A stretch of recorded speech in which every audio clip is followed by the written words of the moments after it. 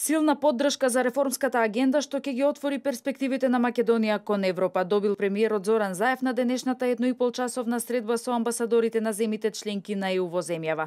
Обезбедувањето професионални институции, функционалност на парламентот и независно судство и медиуми се клучните области во кои се потребни итни реформи, било посочено на средбата.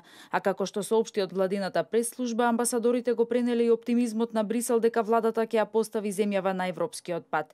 Премиерот Заев потенцирал дека евроатлантските интеграции се стратешка цел на Македонија и дека владата е подготвена да соработува со опозицијата и со председателот Иванов.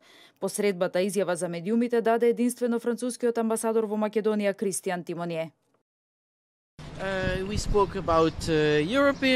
Говоревме за европската интеграција. Состанокот беше успешен и оптимистички, а пораките ќе бидат пренесени. Франција е подготвена да помогне колку што е тоа возможно и да ги пренесе добрите намери. Очекуваме многу позитивни чекори. Сметам дека сите македонски партии имаат заедничка цел кон Европската унија и ќе бидат потребни сите сили во земјата за да се оствари целта, но и добра волја.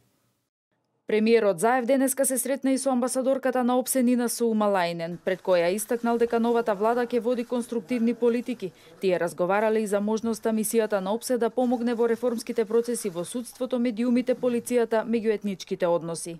Само низ посветен реформски процес можеме да ги оствариме стратешките интереси на Република Македонија, перспективите кон Европската унија и НАТО, и за таа цел имаме намера да дефинираме краткорочна и среднорочна агенда. Овој состанок на Заев со ЕУ амбасадорите е претходница на посетата на македонскиот премиер на Брисел во понеделник и средбите што таму тој ќе ги има како со еврокомесарот Јоханес Хан и шефицата на европската дипломатија Федерика Могерини, така и со првиот човек на НАТО Јенс Столтенберг.